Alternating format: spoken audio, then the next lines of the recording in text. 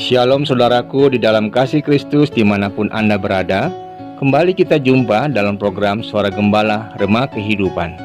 Ayat firman Tuhan yang menjadi suluh kehidupan kita di saat ini terdapat dalam kitab Yakobus pasal yang keempat ayat yang pertama hingga ayat yang kelima yang menyatakan, "Dari manakah datangnya sengketa dan pertengkaran di antara kamu?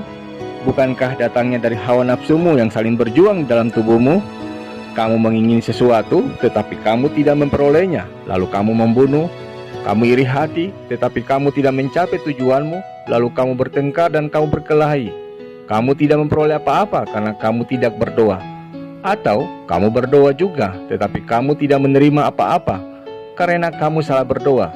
Sebab yang kamu minta itu hendak kamu habiskan untuk memuaskan hawa nafsumu.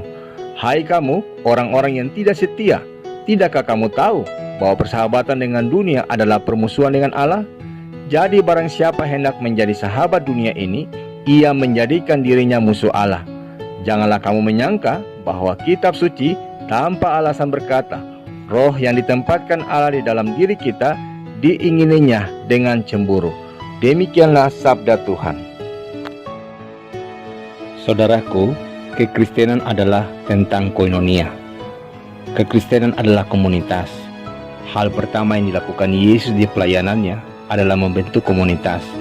Setelah Yesus terangkat ke sorga, komunitas itu juga terus dijaga, bahkan berkembang hingga kini menjadi gereja yang pengaruhnya tidak usah dipertanyakan lagi. Tapi kadang orang Kristen saat ini lupa akan hal itu. Saat berbicara tentang gereja, sebagian orang lebih suka hanya melihat pada dirinya sendiri. Apa yang bisa diberikan gereja pada saya? Apa yang akan saya dapat kalau saya rajin atau ikut pelayanan di gereja? Hal ini juga terjadi sejak awal kekristenan berdiri. Para murid pernah bertengkar karena meributkan siapa di antara mereka yang terbesar di dalam Injil Lukas 9 ayat 46. Hal yang sama juga terulang di Injil Matius pasal 20 ayat 20 hingga ayat yang ke-24. Saat Yesus sudah terangkat ke sorga dan para murid mulai mendirikan jemaat-jemaat, konflik juga tak terelakkan. Paulus beberapa kali memperingatkan hal ini, seperti dalam suratnya yang pertama kepada jemaat di Korintus. Demikian pula, dalam bacaan hari ini, Yakobus juga memperingatkan mengenai hal yang sama pada kedua belas suku di perantauan. Dimulai dengan suatu pertanyaan tentang asal mula, perselisihan dan pertengkaran atau yang kita kenal dengan istilah konflik.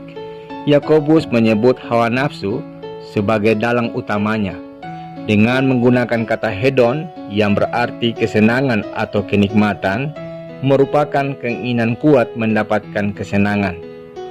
Kata ava, sebuah kata yang sepadan dalam Perjanjian Lama untuk menyebut hasrat untuk memiliki. Bandingkan dengan Ulangan pasal 5 ayat yang ke-21.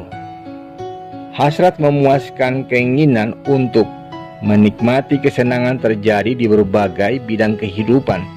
Misalnya pada jabatan dan kedudukan, harta dan kekayaan, hasrat seksual, dan segala sesuatu yang dicari dan didapat demi menikmati kesenangan. Karakter hidup seperti ini dikenal dengan paham hidup yang disebut hedonisme, yakni paham yang menyebut kesenangan dan kenikmatan merupakan tujuan hidup manusia. Dengan keras, Yakobus memperingatkan bahaya hawa nafsu ini, sebab demi mendapatkan sesuatu untuk memuaskan dirinya, tiap orang akan berupaya menghalalkan segala cara, termasuk mengorbankan sesamanya sekalipun. Akibatnya, seperti di ayat yang pertama katakan, sengketa dan pertengkaran dengan sesama tidak terelakkan lagi. Hal itu yang menjadi alasan menurut Yakobus di ayat yang ketiga, Tuhan tidak menjawab doa dan permohonan seseorang oleh karena demi memuaskan hasrat dan kenikmatannya saja. Mengapa? Sebab sifat dan sikap seperti ini bertentangan dengan kehendak Allah. Karena orientasi dari hawa nafsu adalah keinginan duniawi atau kedagingan. Menuruti keinginan duniawi atau kedagingan sepadan bersahabat dengan dunia, bukan dengan Allah. Itu berarti dengan sengaja kita menjadikan diri kita menjadi musuh Allah. Dari pemahaman ini, dua hal yang dapat kita maknai dalam membangun relasi kehidupan dengan sesama.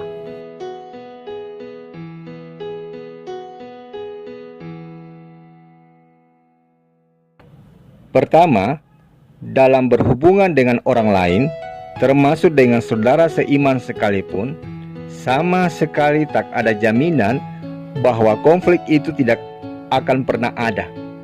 Firman Tuhan hari ini berkata, sengketa dan pertengkaran sebenarnya hanya bersumber dari satu, dari hawa nafsu kita sendiri.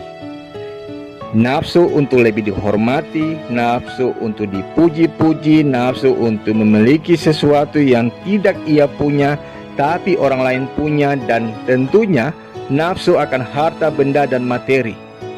Perbedaan pendapat, pemikiran, cara pandang, dan lain sebagainya adalah hal wajar dan bukan dosa, karena manusia sendiri diciptakan unik. Tapi ketika hal itu dibumbui nafsu, maka pertengkaran bahkan perpecahanlah yang seringkali terjadi. Dan selama kita masih ada dalam daging, hal itu bukanlah hal yang langka kita jumpai.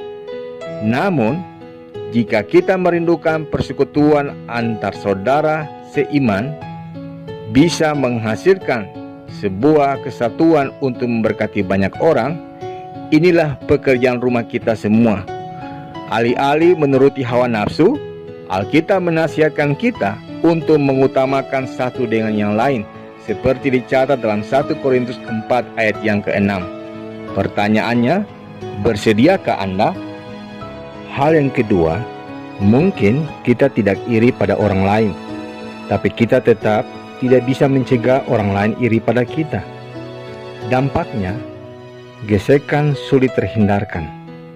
Dalam situasi ini, di ayat yang ke-7, Yakobus katakan, kunci agar konflik tidak sampai terjadi sebenarnya hanya satu, tunduk pada Allah. Apakah artinya tunduk pada Allah? Sederhana saudaraku, mengasihi Tuhan, taat pada firman Tuhan, dan mengizinkan otoritas Tuhan berdaulat penuh atas kehidupan kita. Misalnya, ketika kita ingin sesuatu, orang yang tunduk pada Allah memilih berdoa daripada mengingini milik orang lain. Dan saat kita berdoa, orang yang tunduk pada Allah tidak memohon agar Allah memberi yang ia ingini, tapi terlebih supaya ia bisa melihat apakah keinginan itu sesuai kehendak Allah atau bukan. Bahkan saat orang lain iri padanya, orang yang tunduk pada Allah tetap bisa mengasihi dan mengampuninya, sehingga konflik pun tidak terjadi. Pertanyaannya, apakah konflik dan iri hati menjadi masalah Anda di saat ini? Satu hal saja, tunduklah pada Allah. Amin.